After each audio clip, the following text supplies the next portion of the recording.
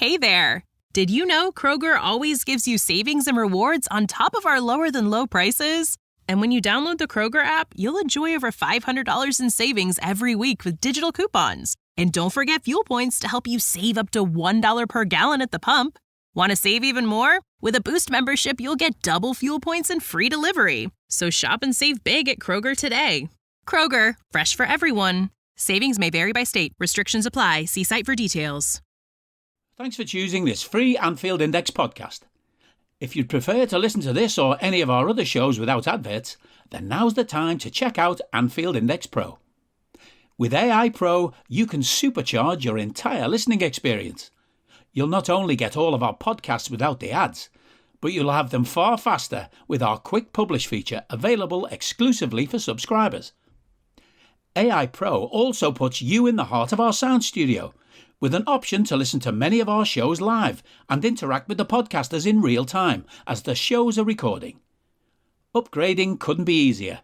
AI Pro is available on all popular podcast platforms, and we have our own apps for Apple and Android.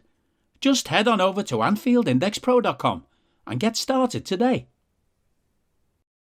Hello and welcome to a special extra podcast from Anfield Index Pro. This is a half-term report on how we think the Reds are doing. And for this, I am joined by my usual transfer podcast mucker, Dave Davis, and by the very special guest that is Mr. Harinder Singh. And we're going to have a little chat about how we think the Reds are doing in lots of different categories. I'll just say hello to the lads first so they don't feel as if they're being left out. Young Davis, I see from your chats that you're in your usual acerbic mood.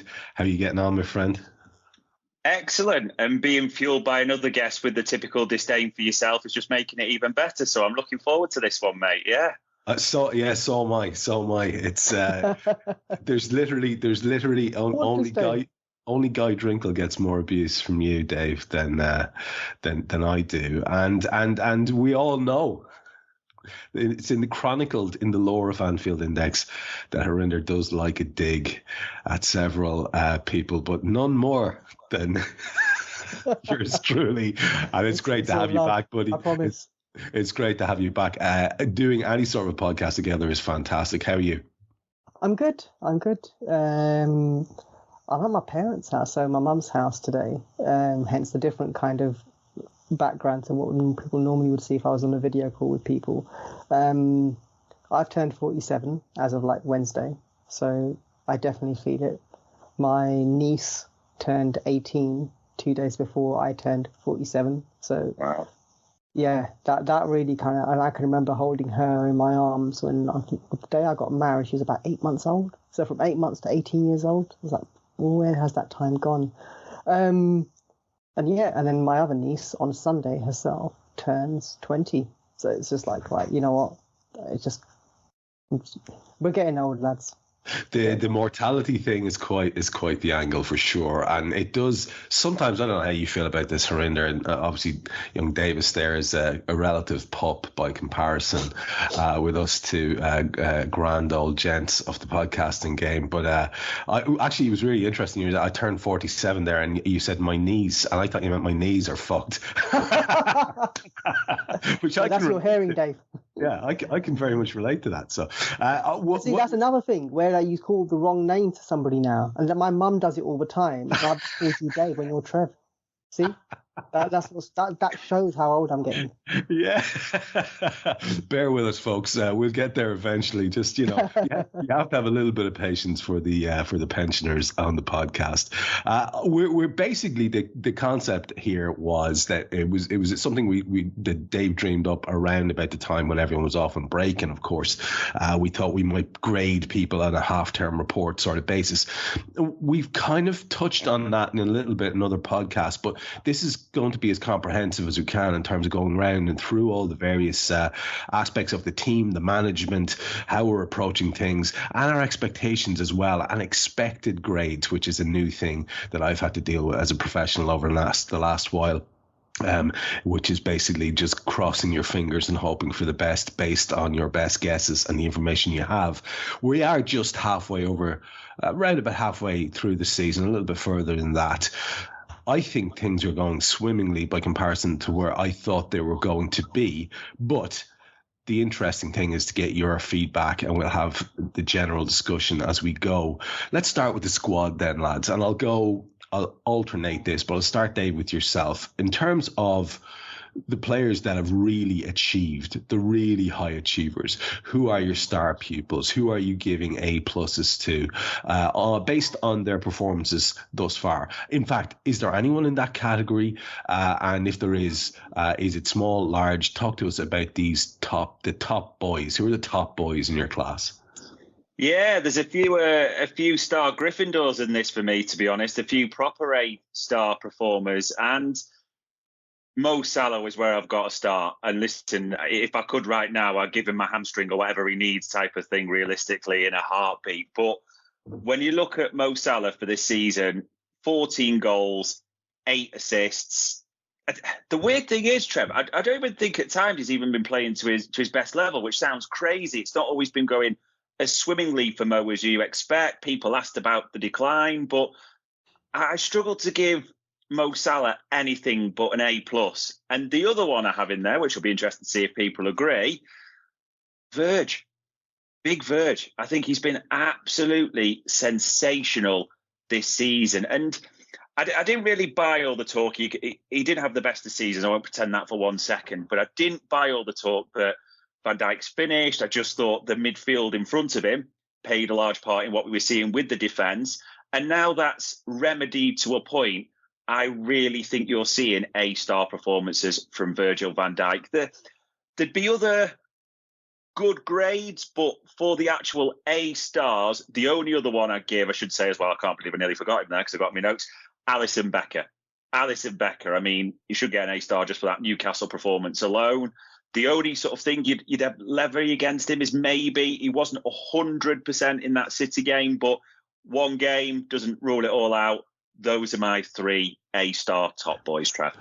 Interesting to see that you're talking there about, the spine of the team in so many ways, and also 3 of our veterans in so many ways, Klopp era veterans. And it's hard to argue with that, Harinder. I'm not sure if there's too much tweaking we can do around adding to that group. Maybe you might take one out, or maybe you do have someone to add into that top bracket. If you were asked who would you go with? I do have someone to add, but for the interest of great radio, I'm going to prove to you guys I took this podcast seriously. I did my homework. Yes. And when I say I did my homework, I did my homework. There's a pivot chart in there as well, mate. Look at that. Chart. This is by far the nerdiest thing I've ever seen. I can't believe I'm being associated with this type of nerdery on a podcast. My God, this is actually incredibly impressive. I just wanted to have an easy reference to something. That's why. Let's start applying the chart. What's your take? So it's really simple. In my head, I had the same gradings as Dave in regards to the A's in Alisson Becker, Virgil van Dijk and Mohamed Salah. And for all the reasons that he stated, right, like Alisson has been a top draw goalkeeper. He's shown that he's one of the best in the world, if not the best in the world, for the amount of times that he has saved our bacon. With regards to Virgil van Dijk, it looks like he's back to his swaggering best, and Mohamed Salah is Mohamed Salah. Consistent all the time, every time, in respect to whether you think a performance is lackluster or not, he'll come up with an assist or a goal. What more do people want? People would die to have him in their team, right? Like, we have people who have got very, very, very, very upset with him holding his hamstring from yesterday and sitting down in the middle of a football match. And for all intents and purposes, nobody really knows what's happened. Nobody knows what is happening truly, apart from the Egypt squad itself and people close to the situation. So I'm not going to second guess them. Some people saying it's all fine. Some people saying, oh my God, the world's going to end tomorrow. Nobody knows. But that's how important Mo Salah is. But the other person I'd add into that is Ibu. I think Ibu's been fabulous. He's back to also his commanding best, and the shrug of players is what I love about Ibu. Yeah, he just doesn't give a shit. He's going to go marauding in. He's going to get the ball, and if the person, it's a bit like Ivan Drago. He dies, no problems. You have to love that kind of attitude in your defender, right? You have to, because that's what you want. You want that guts. You want that bluster. You want all of that hot-headedness. to be channeled into a fantastic, ferocious tackle which gets the ball and moves it on. I love that about Ibu. Absolutely adore it. So yeah, Ibu's in my A category. I'm not going A-star. This A-star nonsense I don't know which idiot came up with it from like in the was it early 2000s or so? Yeah. You know, it was before my time anyway, because I was a simple ABC lad. This A-star crap, and then this whole like gradings now in regards to what 7, 8, 9, depending on what kind of A it really is. No, just stop confusing parents. Just stick to A, B, and C, and anything below C, D, E, F, like we all get. That's a bit fucked up. Sometimes shit happens, but you know what? We know where we stand with that. We always knew where we stood with that. You know, A, Y, B, Y, C, Y, D. We get that. When it's this number system and playing the metrics and all this kind of stuff, just stop it. Just stop it, guys. I've got to agree with you. I'm by the way, just on a little personal note, if you think the English system is complicated, the recent changes to the Irish one would make your head spin, and it is obviously, in my opinion, a step backwards, because now we can get in our system a nominal pass for getting 35 where it used to have to be 40. That is not the direction of travel that I would like to see. Yeah. However, I will say this in terms of you guys and your awarding of A grades, it's very hard to argue with any of them. I like your Ibu inclusion, just taking on the body of work that he's had. For that reason, I think Diogo Jota would be close in terms of what he's done in the amount of time he's had to do it. He's very close. And the other one that controversially I would include as being very close to an A, and I'm going to include him just because it'll boil all the right piss, is Mr. Darwin Núñez, who I think is an absolute wonder to have in the team. He's creative, he's a distraction, he's a talisman, he's a focal point, he's a catalyst for the attack. For me, I think he's absolutely wonderful. And the fella can get back and make defensive headers when he needs to on set pieces and the like. So for me, he's very close, and he was so close in my head in terms of his involvement in the best things that we've been doing this season, that it's only the fact that he hasn't scored the amount of goals that people want that's keeping him out of there. And just for controversy's sake, I'm going to throw in Darwin in there. But we must look at the other end of the scale. So if you are to be cruel in your assessment now, as you guys said, there are lots of people, Dave, I think you mentioned it, there are lots of people who are in the kind of just slightly under the A category, maybe pushing down into a C category. However, do we have any who are in that really must try harder bracket, must do better bracket, those standard teacher comments? Who's coming in under the C grade for you, Dave, if anyone? Are you that person who has everything? The coolest merch and those must-have fan threads? Well, over at our Anfield Index shop, we've gone that extra mile when it comes to pimping up your Liverpool collection. From our popular range of bespoke design t-shirts, sweaters, hoodies and hats, to our signature edition mugs, prints and coasters, all provided with fast worldwide shipping. We have something for every red. We also stock official LFC merchandise and are licensed with the Premier League and UEFA to sell official iron-on shirt badges and sleeve patches. As a listener to this podcast, you can get 10% off everything with coupon code AIPRO10. Just head over to AnfieldIndex.shop or find us on Etsy by searching for Anfield Index. You hate saying this in terms of what it's been a positive season and when you're top of the league, but you know, we've got to watch for people's wider education. And the one I'm just, and this is going to sound harsh, there's going to be people shouting at this, but keeping an eye on Ryan Gravenberch. Now, young Ryan has come to our school late, hasn't he, Trev? He's not had a proper introduction to the term, as it were. No pre-season with Housemaster Kloppo or anything. And just recently, there's been a bit of a tail off in his grade, shall we say, so whether he's been distracted by girls or whatever type of thing. But it's just not quite there at the moment for Gravenberch at the moment. That's the only thing. So he's just one to keep an eye on. And it's a shame because he had such a strong start to the term. But at the moment, I'm watching him. And is he the only one that's in that bracket for you that's just, as you say, to be kind, maybe not achieving, not living up to what he's capable of, that kind of, again, standard guff that we hear in these type of discussions? Is that where you're going with it, that he's a fella who has much more in his locker? Or do you think he's actually, around about where he's going to be, and that maybe it wasn't the best of signings? Just to clarify where you think he is in that. When you wake up well-rested on a great mattress, everything becomes clear. I do have a favorite child. Things you missed when you were tired finally reveal themselves. I use memes as a coping mechanism. It's Mattress Firm's once-a-year sale and clearance. Get up to 60% off select Sealy, plus a free adjustable base, all with free and fast delivery. Deals this big won't last long, so don't miss out. The right mattress matters. We'll find yours. Restrictions apply. See store or website for details. Ryan has plenty of potential, is what I think it would say in his report. Whether Ryan applies himself, it would also be a question on his report, put it that way. And whichever way it goes towards that will get you your long-term answer. Holy shit. You boys are full of more teacher cliches than I am. Between Harinder's graphs and your absolute corkers here on the cliche front, I feel like I'm absolutely slacking. Harinder, for you, in terms of people who are who have underachieved or who are not getting to where they need to be, either because they are not good enough in your eyes or because they have not gone to the level of their potential in your eyes, would you agree with Dave's pick? And do you have anyone to add to it or subtract from? Yeah, how can I put this? I kind of went a little bit GCSEs mixed with English paper grading, because that's kind of how it was back in my day. English for me was English and English literature, and it was 100% coursework with controlled essays, so sort of like a mini test of things.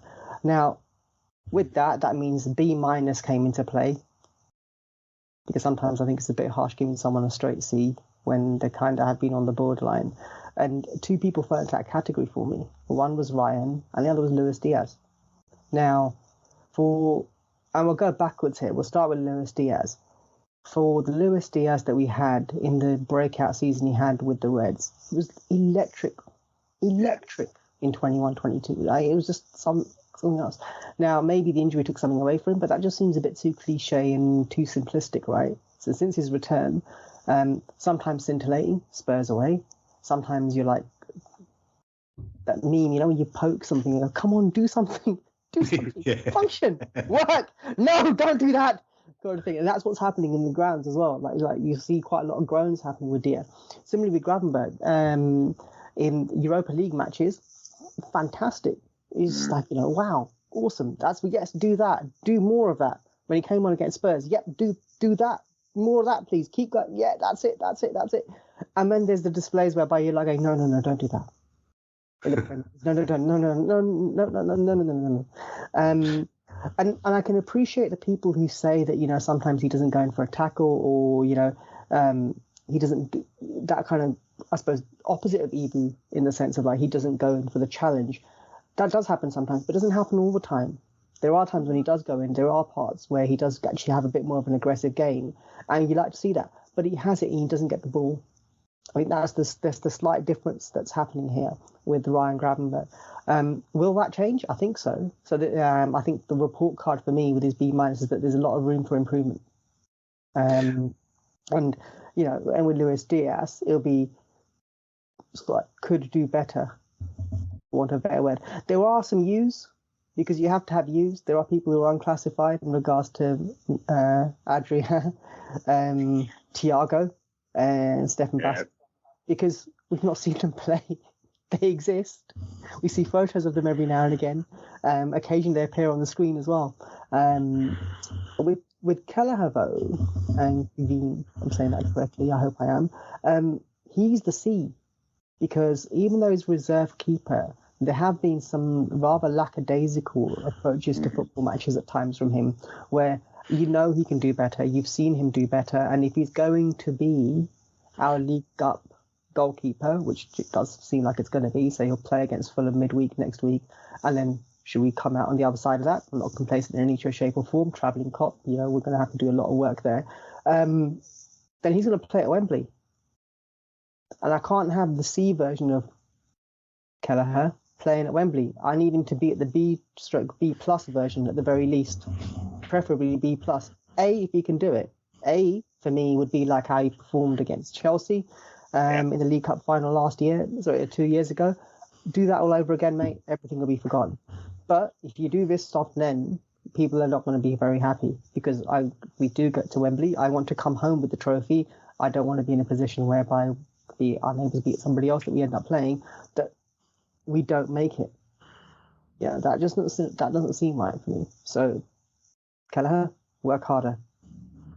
Yeah, I get it very hard to argue with your take on young Queeveen there, because I would agree that he has been massively underwhelming, verging towards disappointing on a couple of occasions when he's been called upon. And then we did see him rally slightly, and then the next game there was another disappointing beating at the near post, sort of a setup, which is just not good enough. And for me, he would be in that category absolutely. I understand where you're both going at Ryan Gravenberch, and I think he's one of the more divisive players. He seems to be the new one that you're not allowed to talk about, because if you do talk about him being vaguely critical, the top Reds will hate you, and if you talk about him vaguely critically, the FSG out lunatics will come along and say, yes, he's terrible and he's never going to make it as a Liverpool player. I think obviously the middle line that we're all taking here is the only sensible, logical way to look at it, that there's clearly talent and a massive potential there in the fella. I think he needs to realise what size he is. I'd like to see a lot more physicality from him in terms of strength and awareness of his own physical presence. I'd like to see him stronger in the tackle for sure. And if we could ally that to Queeveen not being so crap on his near post, then we'd be able to get these guys out of this dodgy category. However, I'm trying to come up with something controversial here. I'm looking around the squad and I'm finding it hard to do so, because I think most of us, and we wouldn't be top of the league if we didn't have a collection of lads who are doing very, very well. So around about here is where I'm going to interject something that's not on our plan here, because I want to kind of surprise you. So I'm going straight back to you with this one, Harinder. A big part of my job is crowd management, obviously, whether it's just like me in an exam hall with 300 or 400 people, because it might as well be sometimes, depends on which of my colleagues I'm with, whether they're actually with me in body or mind or whatever, or me in a classroom, whatever it is. It's crowd management. So obviously then you are looking around to see who are the big personalities and how you're going to sort of roll with that particular situation. And Kloppo, of course, is famous for his no dickhead policy. It's a thing that's been attributed to him. He's never said that, but it's clear enough, because one of the first things Jurgen says about a lad when he signed is that he's a good person. So this is obviously a filter through which all Liverpool signings must pass. So we have a small enough amount of people who are going to fall into this category. If you were to pick the one member of the squad, irrespective of footballing ability at this point, who you think might be troublesome for you as Jurgen Klopp's stand-in for the week. You're there, your substitute Jurgen. We all know poor substitute teachers get a raw deal. So, Harinder, starting with yourself, your substitute Jurgen for the week. Who is the one that you're eyeballing and making sure does not get the sort of crowd and the group out of control? Who do you think you need to keep an extra eye on in the group? That's a really good question, actually. You've got me there. I think this might be a bit of a controversial take as well, that it would be someone like Trent. And the reason why I say that is because of the way Trent's been in certain media conversations when he's been playing for England, about this whole thing about wanting to be in the midfield, etc., etc. So that element of discipline with Trent, and keeping the control of his emotions. And what I mean by that is sometimes you'll see in match where he'll be very, very feisty, really angry, going up towards the referee, and you'll see other people go up to him really quickly, say, look, just leave it, mate. Walk away. Don't say anything. It's not worth it, kind of thing. And we know the officiating is a bit shit, to say the least, with the PGM and LOL.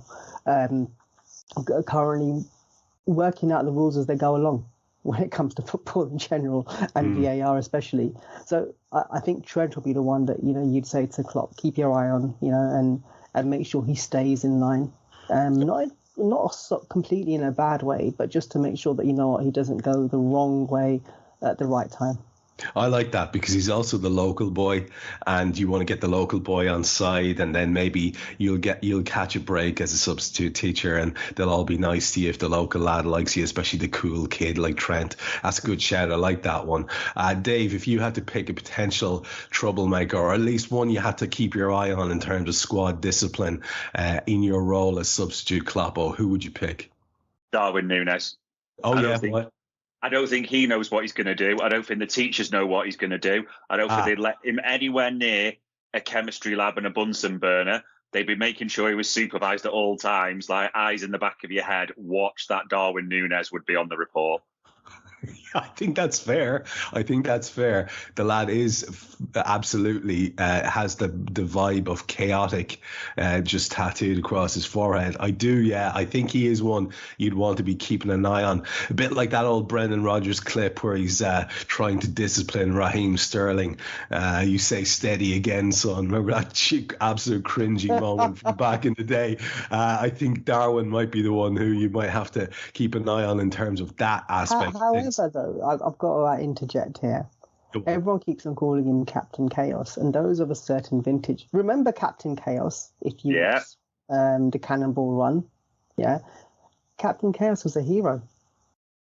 Oh, without doubt, right? He's and he a had hero. A big heart. Yeah, but for everybody else who's watching, I mean, again, you're the substitute teacher in there, but the lad next door, who's me, who's the experienced teacher, watching you struggling with Captain Chaos, he's my hero too, because you're entertaining me and he's entertaining me. I would say the other one that I think deserves an honourable mention, purely because the fact I think he wouldn't ever fucking shut up, would be Andy Robertson. I think Andy Robertson is one you'd have to keep an eye on, just because I think he would just be incessantly jabbering and therefore might undermine you a little bit. So yeah, that was my little bonus category. However, now we got to go with a new one, and one that we on our show have kind of done, Dave, on a previous show, but worth reiterating. And so I'm going to go to you first on this one, Dave, and get your ratings for all of the new boys. We've already got your Gravenberg one, pretty much, I think, in terms of if we're going letters, you're probably throwing C's in his direction. But in terms of Szoboszlai, McAllister and Endo, where are the boys ending up in your rating system at this stage? It's a tough one, some of these, but I'd be saying to young Dominic, you've moved into the B category, to be honest, young sir, that you started brilliantly and you were odds on to be one of the top boys. But for whatever reason, and, he's had his injury, so to speak, now, consistently, and in your first year at this school, it can be difficult to keep it going. Alexis, I'd be giving you a B, but I'd be saying, I understand your difficulties, Alexis. You sign up for French, and we gave you German as the alternative language. Not what you asked for specifically. However, you've adapted and, well done to everything in that regard. Watoro, I'd be saying it was a difficult start to the new school year. No one can actually remember you even turning up from the first day, to be honest, but... Hello, I'm here to annoy you. I'm here to annoy you into listening to more of me and more of others on EPL Index. We don't just have the Anfield Index stuff. We've got EPL Index as well, which covers the entirety of the Premier League. And we have 3 podcasts and a whole bunch of really good writing on EPLindex.com. The podcasts are my own two-footed podcast, which is every day at 4 p.m, Monday through Friday, covering the whole league. We have A Tad Predictable, hosted by Tadiwa. You know Tadiwa, he does Anfield Index. He presents A Tad Predictable before every Premier League match week. And then Kevin De Vries and his crew on the EPL Roundtable, they're every week after the Premier League match week. So make sure you listen to everything we're doing on EPL Index and follow us there on Twitter at EPL Index. Thank you. Bye-bye. From what's happened in recent times, you've had a real surge. So he could have easily, if you'd asked me sort of a month ago, been a C, but I would put Endo in the B. So Endo's the kind of real increase and the positive for me. Young Dom, you're just hoping the break, Trev, might just give him a chance to refocus on his grades, his coursework. And you want to give him a chance because it's the first season in a new school, shall we say. But yeah, I think kind of B's across the board was my thinking.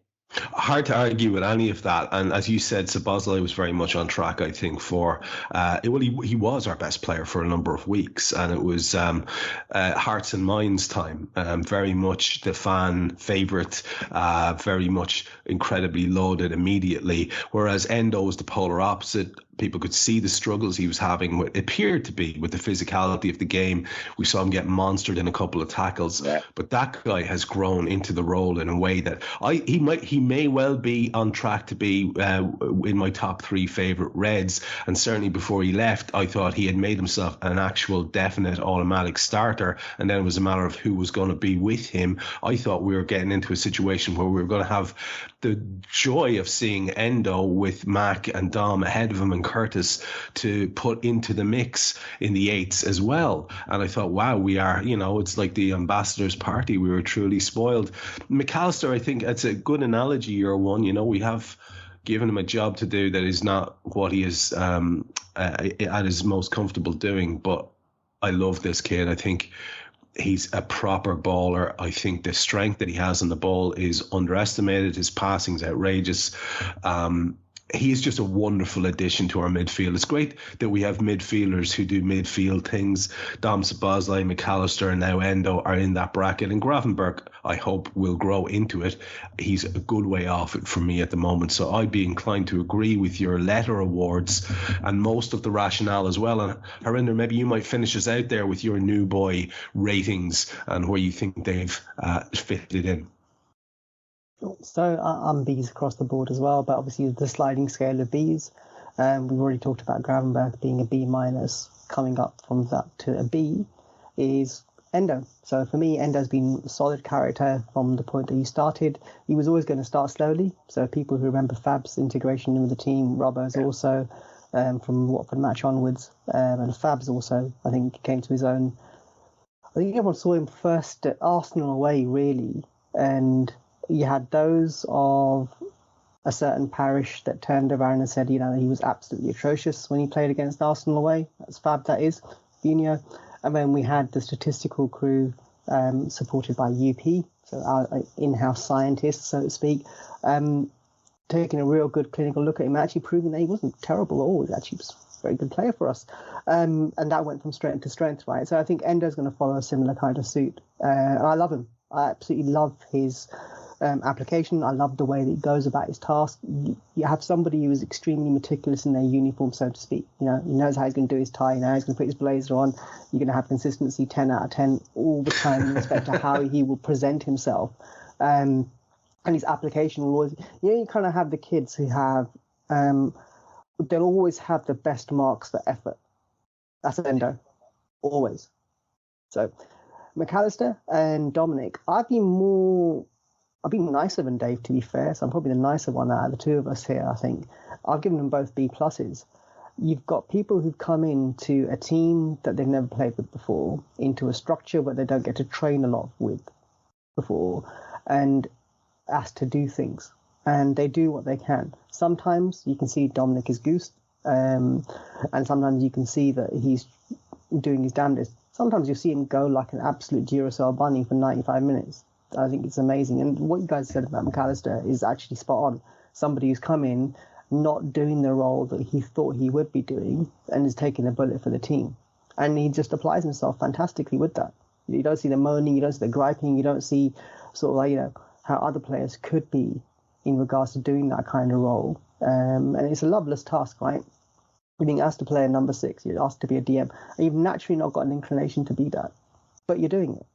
But we don't hear a lot of noise in the media. We don't see anything during the international breaks or, I suppose, match breaks in between that we've had so recently with him. He's just getting on with it. So, again, you can't fault the lad. I think both him and Dom, for me, would be B pluses. Yeah, and like I said, our position in the league, our results are reflecting the fact that these guys are achieving at a high level, and therefore we'll stick with you, Harinder, and get your overall grading of what you think the squad is actually currently at in terms of grade-wise, and what do you think it's going to finish at? So let's be honest. Let's be really clear here. If you are saying that the squad as a whole is actually performing a little bit better than the sum of its individual parts, I think that might be hard to argue against. Do you see it maintaining that top grade to the end of the season? And like I say, let's be clear what that means. That means that we stay in the position that we're in. Or do you see it tapering off a little bit and therefore the current grade dropping? So what's your overall squad assessment now and what's your predicted grade? We're definitely a B currently, whichever way you look at it. There's great things that we do. There are things that we sometimes wish that we didn't, especially when we're being attacked against. Statistically, that doesn't play out, but the eye test said something different. And this is the key thing here, is that the eye test, when you're in a ground, and how does it make you feel when the opposition is attacking? Sometimes you see the repeated patterns again and again in regards to how it can be opened up, or, with a little bit too much of a high line, we could get caught off. We could get caught playing our own offside trap, and that leading to them penetrating and scoring a goal.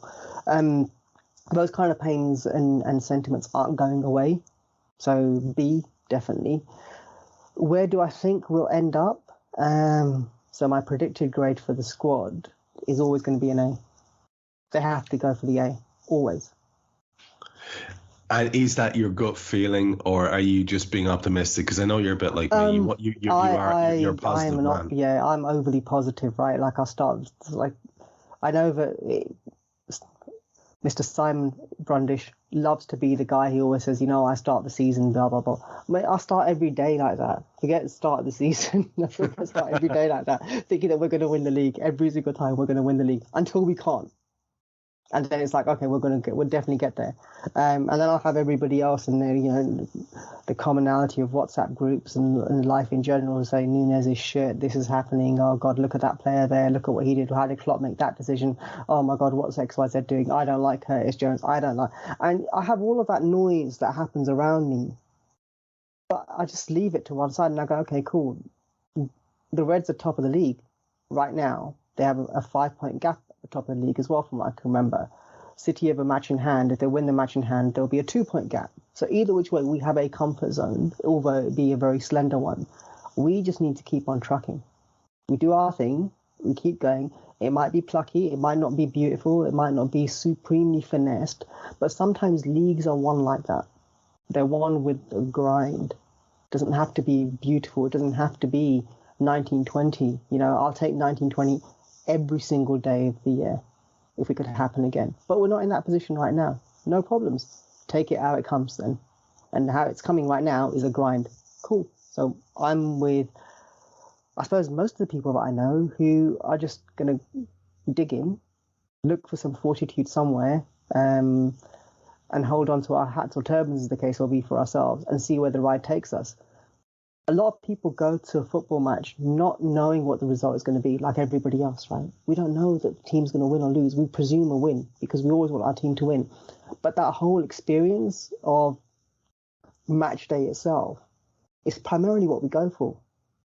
Yeah, the result becomes, I wouldn't say secondary and less important, because that diminishes the team a little bit. It's not very respectful, right?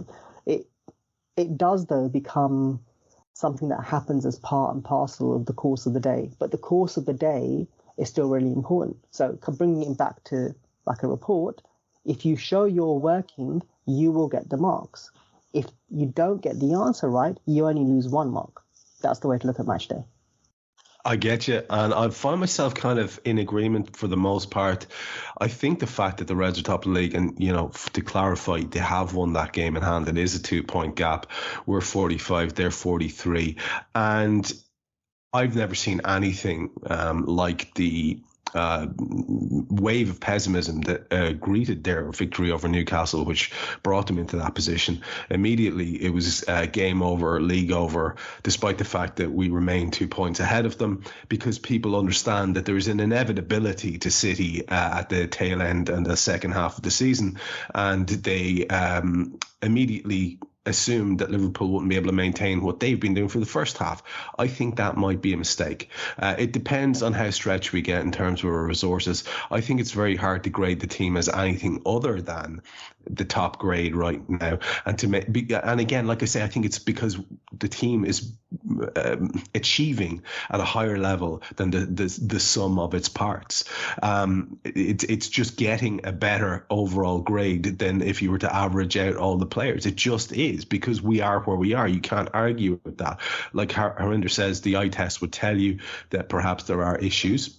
And perhaps there have been one or two fortunate situations. Perhaps there have been one or two unfortunate situations. But we certainly do seem to rely on, as Jan said on Malby on the Spot last night, finding a way to win, as opposed to the inevitability of going 2-3-0 up and dominating a team. And it's just a matter of seeing the game out. We don't really have that about us at the moment.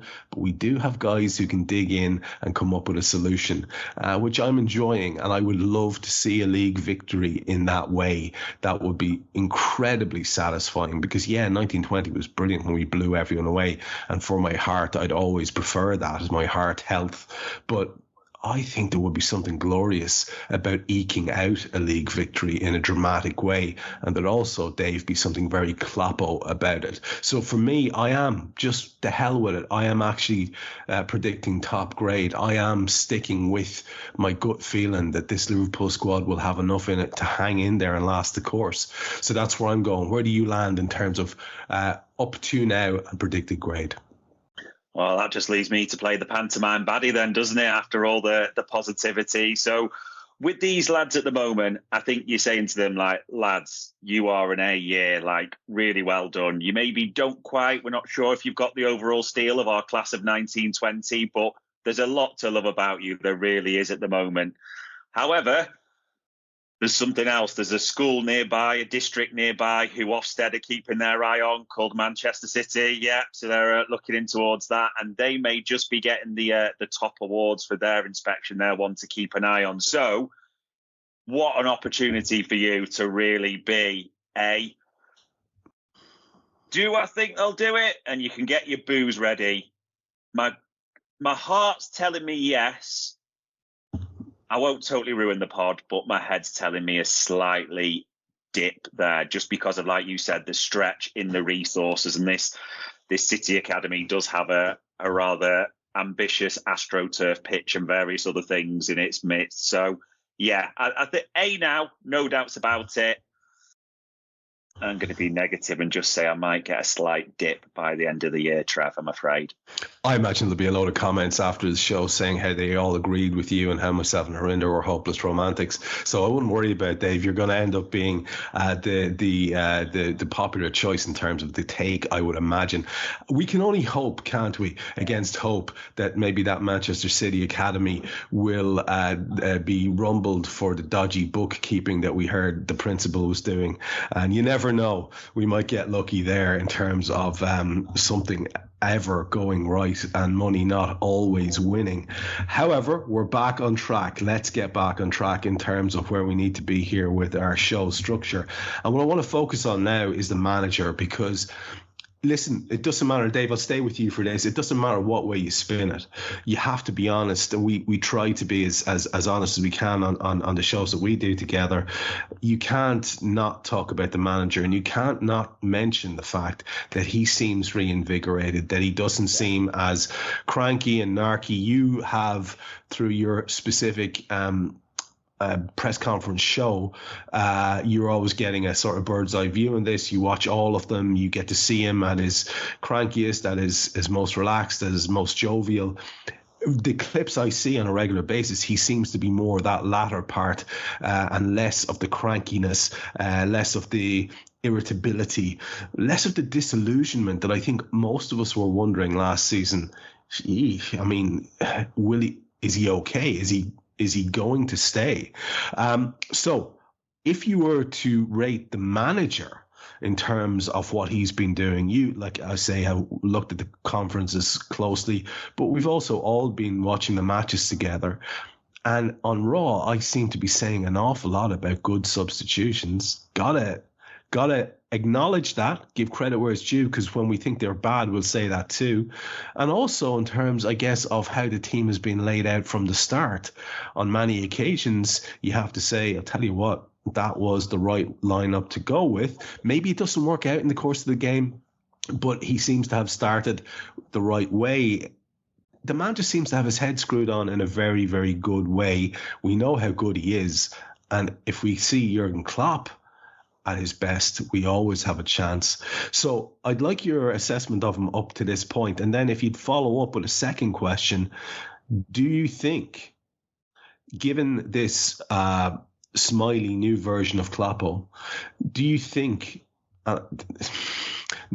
nobody wants to think about Klopp leaving, but with each year it becomes a little bit more inevitable that we're getting to the point where there may be a parting of the ways. I think an awful lot of people would have thought that was going to happen with Salah until the recent thing with Saudi, and now we're all hoping he's going to stay around. Do you see Kloppo extending his Reds education on past the end of this current contract? So first of all, how do you reckon he's doing? And then that more long-term view of whether he's going to be with us for an extended period.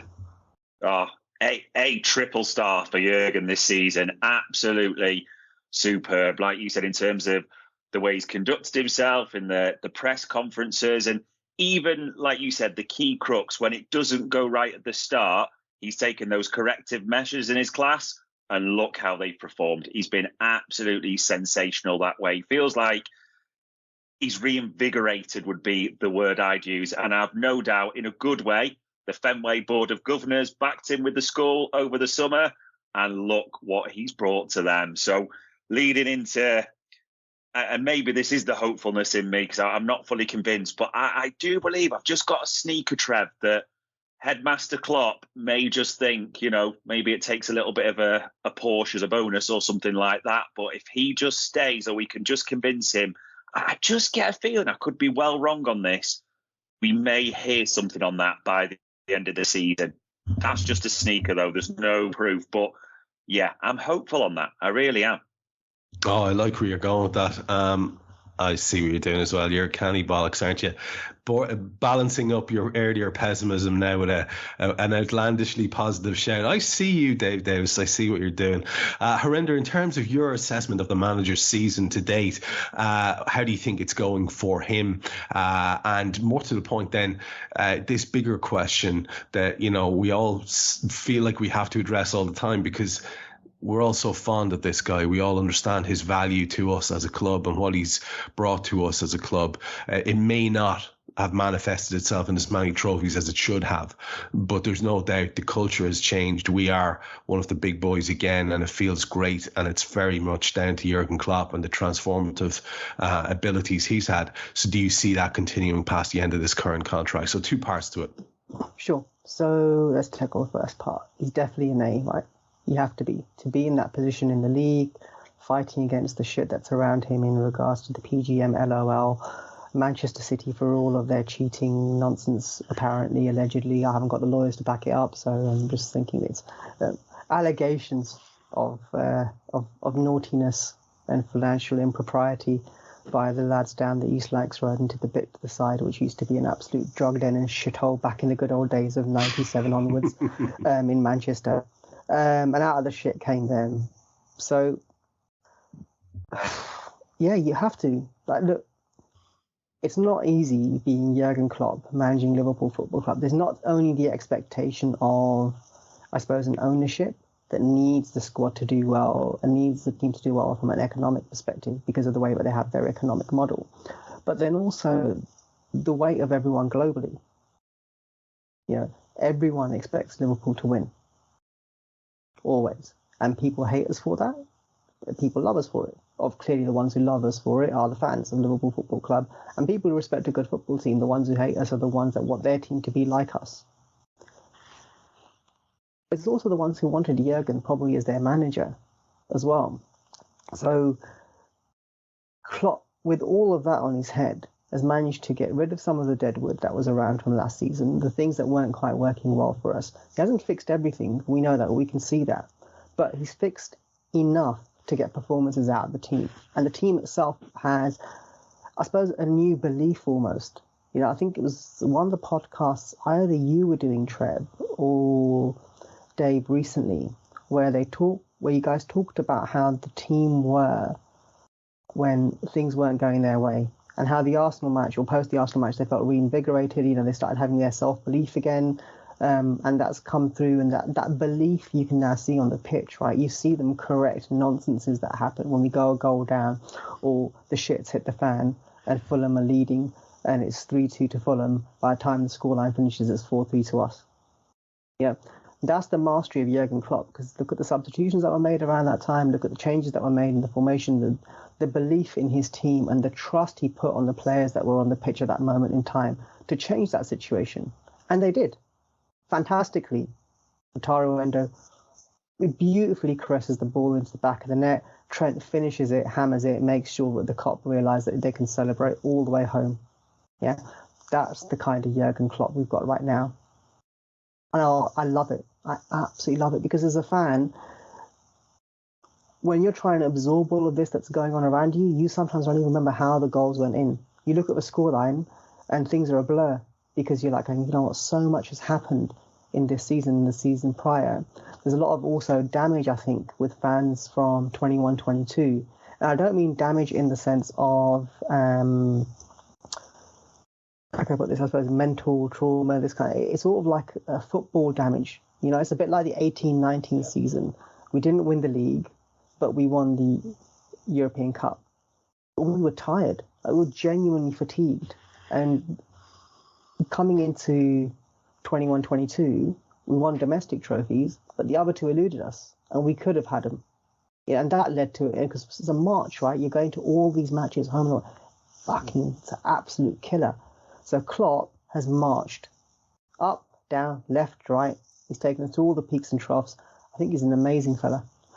Now, what do I think will happen beyond 2026? Well, the question that was posed was, does your gut tell you he continues further education with LFC beyond 2026? Well, let's look at it this way. He's done his Masters. The question is, does he want the PhD? I don't need a VPN. I've got nothing to hide. This is what I used to tell myself before I hooked up with LibertyShield.com.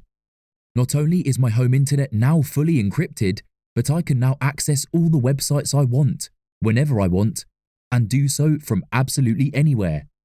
As a Liverpool fan, I love to know I can now watch every match, regardless of whether it's on UK TV or not. My Liberty Shield VPN makes sure nothing is blocked and guarantees me super fast streaming speed throughout that match.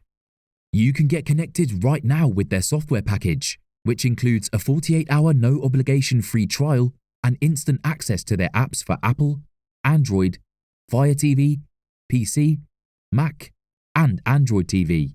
Or go a step further like I have and get one of their pre-configured VPN routers. These small but powerful devices allow you to easily connect every device in your home to VPN, making it the perfect solution for smart TVs, Mag boxes, and games consoles. Visit LibertyShield.com today and use coupon code AIVPN25 to get 25% off at checkout. What better place to earn your doctorate than at the University of Liverpool Football Club? 200 plus million fans globally, 300 odd official Liverpool supporters clubs globally, soon to be 61k odd fans in a stadium from which at least 58,000 of them will have an opinion on football that they believe to be the best. That's a lot of teachers for a master. Where else are you going to go? Yeah, I love it. I love it. That's nicely put. Listen to both of you. What's lovely to hear is that, the opinion of this guy is held very, very high by almost everyone that I speak to who has any knowledge of the game whatsoever. But it's particularly high amongst us Liverpool fans. It's only really the begrudgers, like you said, those various categories are in there who might have a go, and it always comes from either that begrudgery or sour grapes or something of that ilk, the true Geordies of this world. It's funny you said Geordies, because I was just about to say we should remind everybody, at least our deputy head isn't Jason Tindall. Exactly. I mean, and listen, be grateful for certain things, guys. It's important you mention that, because an awful lot of people, were you to listen to them in our fan base, have Pep Linders almost in that kind of category as, you know, the sort of buffoonish, aggrandizing, egotistical, look at me type. And whereas there may be an element of that, and we can't just completely bury our heads in the sand, as you said, Harinder, things could be a lot worse. As far as Klopp goes, from me, look, I'm a very old man, and I've been supporting this club for a very long time, and I have yet to see in my time supporting. My first game was watching Kenny win the European Cup for us in 1978. That's the first Liverpool game I saw. So yeah, I've been a glory hunter ever since, right? All those glory years that I had there for 3 decades with no frickin' trophies, right? But in the early days, I imprinted on that Liverpool. And so in other words, from Bob Paisley on, I've seen a lot of fantastic and Trev, that in itself is a romance that many of us probably haven't seen. So my era is just after that. I haven't seen a Liverpool football manager leave gracefully yet. You see, I didn't have Shankly. I didn't have Paisley. That's the thing. I had the Fagan transition, because he was a transitionary manager, and obviously after Heysel, there was an impact to Fagan massively. He writes about it. It's written about in one of his books. Which, when you look at from that period, all you've ever seen is managers leave in negative circumstances, for want of better words. Dalglish, first time round, after Hillsborough, everything that he took upon his shoulders, everything that he felt personally, that he just needed a break. And the only way he got the break was by leaving the game, and he couldn't come back straight away. You know, had they just honoured a break, who knows what would have happened. Managers after that, Evans, the Houllier, Souness of the world, gone, came, the dismissals, Benitez, gone.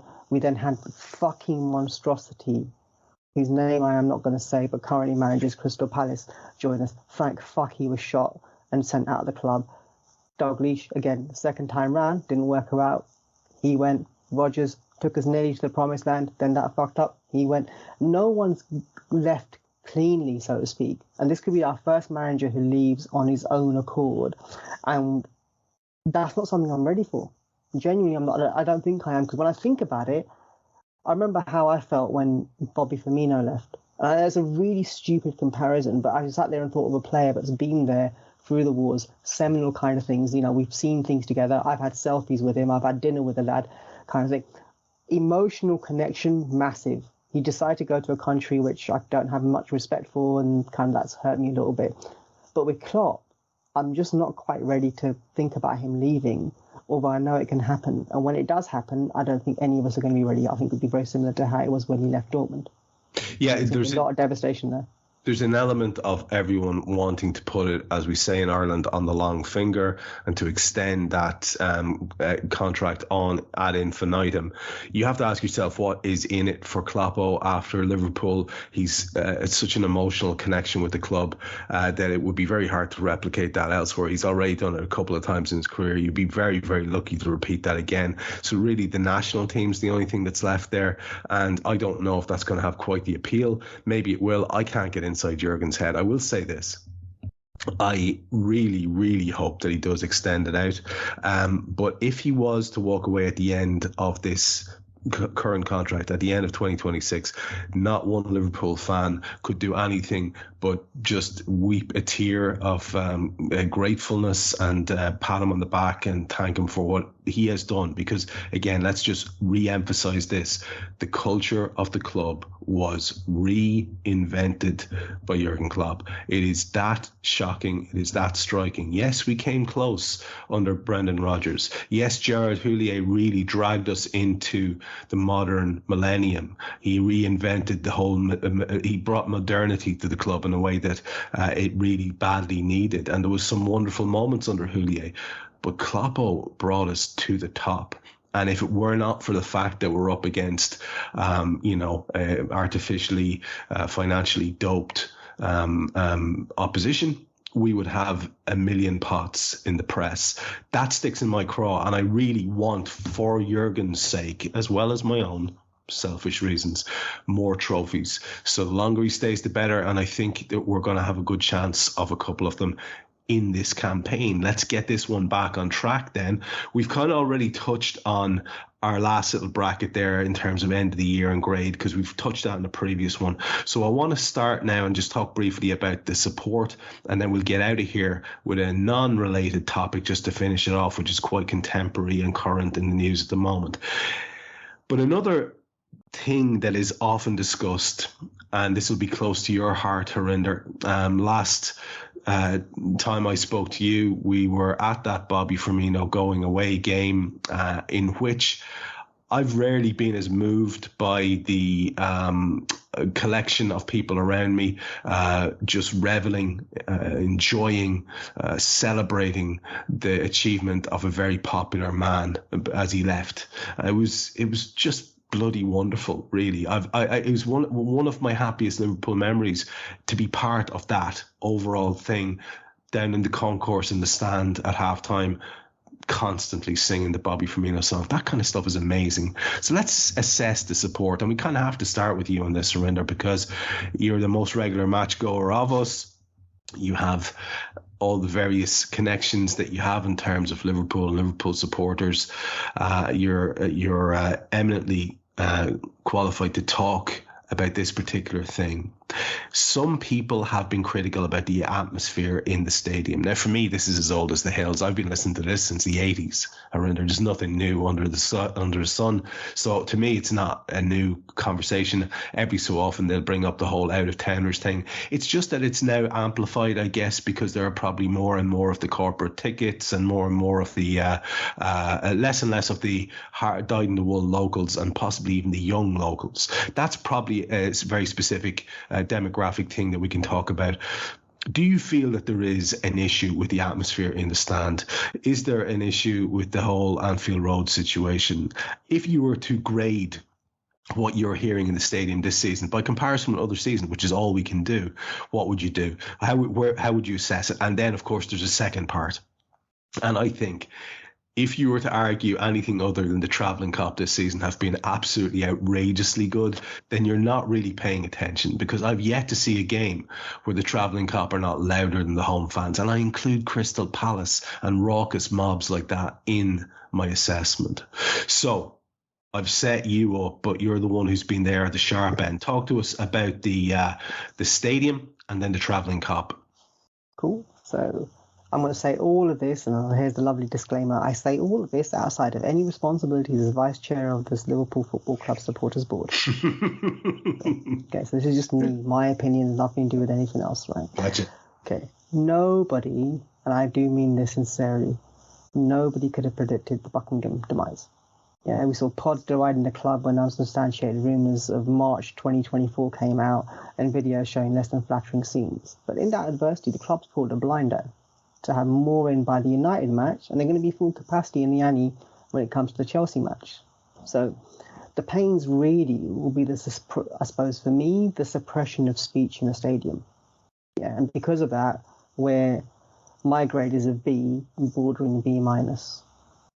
Yeah, so we're not Old Trafford, we're not the Emirates. We've got a completely different culture. I 100% get all sides of where people stand on things. I have to, yeah, because that's kind of part and parcel of my role from way back when, because I was first on the supporters board as the faith and ethnicity person. So if I was completely blind to everything around me, I'd be a very stupid person indeed. But yeah, let's leave that aside for a second. That doesn't mean to say that I have to agree with all of them. I don't have to do that. Yeah, the balance struck is a precarious one, and I feel, you know, that the bullets fired of hypocrisies all over the gaff, they're not lost on anybody, right? So as a wise man once said, whataboutery won't make things move forward. Yeah, so because of all of those things, I said B, bordering B minus. Now, there's a lot of stuff going on with the Annie Road in regards to standing, not standing, the certificate in regards to safety, etc., etc. With no party turban tied, I'm going to say it straight. Think about the fans around you. The Annie, especially in the upper, wasn't really much of a standing place. You've got a lot of disabled fans and ambulant fans who have a certain vista in the Annie Road, make sure they can see the match.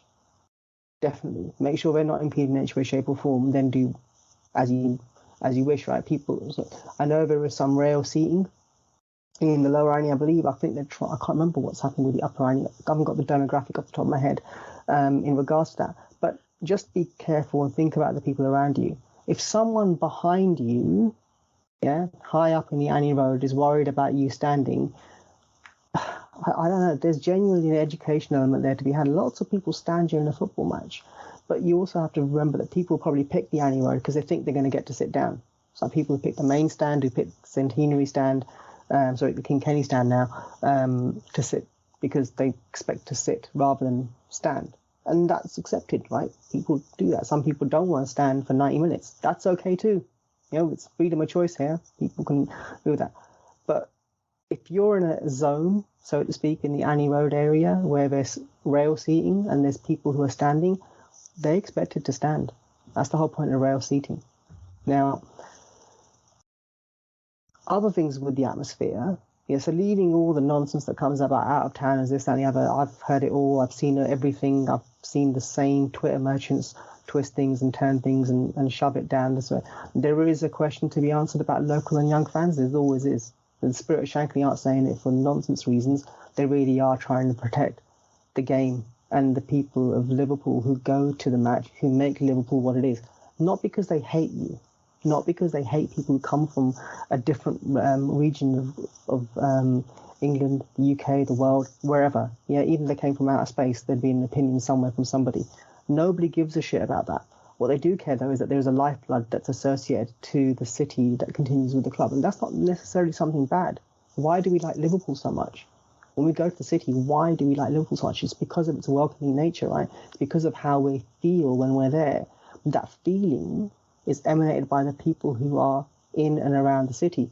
They want to bring that feeling inside the club. That's not a bad thing, And sometimes people have been priced out. We all know folks who can't go to the matches they used to, or as they used to from 20 years ago, from 10 years ago even.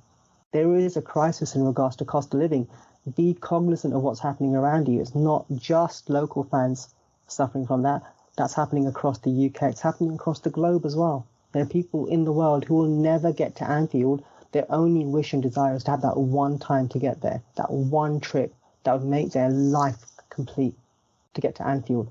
Who are we to deny them that right? We're nobody, right? So with all that, what do we need in the stadium? Fans need something to thrive off. Always has been that way. Anfield has also been like that. There has to be something, a bit of a needle or something that stoked the fire in order to make them thrive. Great example, Xhaka and Arsenal last season. This season, referees, for fuck's sake, referees in this season as a whole. If it feels flat on the pitch, don't be surprised that it's not fireworks and carnivals in the Kop and beyond. Just don't. Great example, again, United match. First 15 minutes, everything is raucous. Next 15 minutes, starts going a bit flat. When things aren't really going our way and kind of the game's just turning a bit shit and boring, or things are breaking down. That's natural. It happens. There's European nights which don't sound fantastic. It happens, folks. So I wouldn't take the Anfield atmosphere as everything that's written about in books and fabled or sold by the club as a marketing tool to be how it is every single match, because it's not. That's why they market it so heavily for when it is. Now, travelling Kop, of course, absolutely. That's where I'm bringing back the A-star. I'll take the A-star then. There always are. Wolves away is a great one. Newcastle, Dave, you were the Newcastle away. How was that for you? But we can't be complacent. Bournemouth and Fulham beckon, right? And both are equally important as a test for the team as well as the travelling Klopp. No complacency on Sunday. None. We have to fight. Also, a very, very, very notoriously cold stadium next Wednesday in Craven Cottage because of its proximity to the Thames. It's never not fucking cold there for an evening kickoff. It's Baltic at 8 o'clock. Always. Especially in January. I still remember 13-14 and Kolo Toure doing his best to make sure that we don't win by scoring in the first fucking minute. It was absolutely freezing. And it's always freezing at Fulham unless you're playing in the summer. And when I say over summer, the sun needs to be shining and it needs to be like 20, 30 degrees outside. Otherwise, it's absolutely Baltic there. So wrap up warm, take 2 Strepsils if you need to, and bring your best version in your lungs, because we're going to sing ourselves into the final on that day. Yeah, well, hopefully that will be an A-plus performance from everyone, travelling cop included. I have to say, It's Always Freezing in Fulham sounds like a really shit version of It's Always Sunny in Philadelphia. but I would watch it. I would watch it. That's the fans. And Dave, I want to give you your take on them, and then I'm going to go straight to you for our last topic, because it's your wheelhouse in terms of transfer talk. So briefly on the home support and the travelling cop, and your assessment of the much talked about subject of certainly the home fans. Yeah, well, I'm a 13 pluser, so I go to pretty much every game. I only got to one away in the last 2 years, but yeah, to echo what Harinder says, I see the different stands. It is mixed. It can be fabled, the Anfield atmosphere. It's not always great, but sometimes it is, and I think a B is a fair reward. The travelling cop, I will fight anyone who disputes an A-star. That's simple. They have been sensational, like you said. Even in that bloody Selhurst Park drum, they're overpowering that, aren't they? They have been absolutely sensational this season. Nothing can be levelled against them at all. The winter break and transfers, Trev. I'm not liking this one at all. And I understand that there's so much when I'm giving a grade that people will be saying, like, you don't want to limit Quansah's path and how he's doing. Look at how the kids are doing. Look at where the team is in the league. I just feel not doing anything in January is a missed opportunity. And I just have this niggling feeling, Trev, in my craw that we're going to, in hindsight's 2020, as we know, but there's just that risk. You look back and just say, if it's a 1 or 2 points and the way we're getting stretched, that narrative's just building up a little bit, isn't it? It almost feels ready and loaded to go. And I'm not saying it's easy, and I get people are going to be shouting, well, January's a nightmare, the prices, all that. I'm not disputing that for 1 second. They're going to gamble on no incomings, and a gamble, you win or you lose. And I just hope we're going to fall the right side. That's all. Can I just tweak this out a little bit with you, just because it's an important one, just to keep continuing with our theme? If you look around you at the rest of the students in the class and none of them are really working for the exam, and you say, well, I don't really have to work for the exam then either, I would posit to you, sir, that you have a very bad attitude and that you need to worry about yourself and your own case only. And therefore I find myself coming down very hard on the side of what you're talking about. I'm not necessarily moved by the is Mo Salah going to be all right thing, because at this stage, who are you going to go out and replace Mo Salah with? Like, have a word with yourself. That's not really what we're talking about. What we're talking about is the ongoing issue of having someone to do a bit of defensive work in that midfield who is a specialist in that area, thereby freeing up both Curtis Jones and Alexis McAllister and Dom Szoboszlai to rotate in the 8 roles and giving us a world-class midfield when Endo can come in to spell out whoever is the new boy who's the nominal starter in that defensive midfield role. Now, maybe I am talking absolutely through my hat, but I don't think I am. And I was as convinced as everybody else that we were going to do something to address that in this window. Certain people who are podcasting on this channel regularly were absolutely convinced of it. And yet it appears that we're looking around going, yeah, nobody else is working for this test, so screw it. That seems to be the and again, it's not like it's England only, the English league only. We can see, you and I have spoken on our show about the almost entire pause that's happening across football. We have almost nothing to talk about by way of transfers in this window. So is that relevant, in your opinion, to the Liverpool situation? No, not completely, because for this, and I think it's really sort of the nuance of this, we are a well-run school. We know that.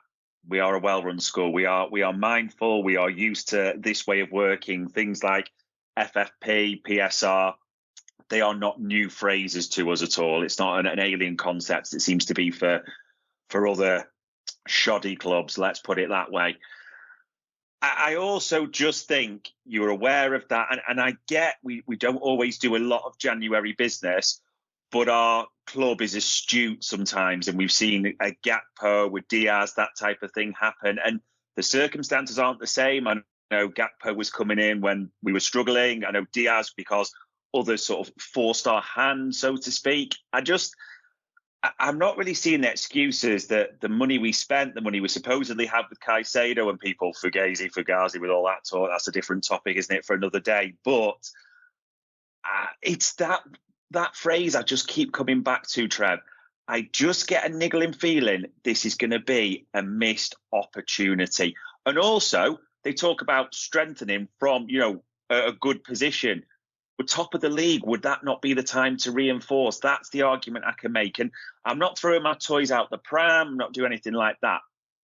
A missed opportunity is where I put it.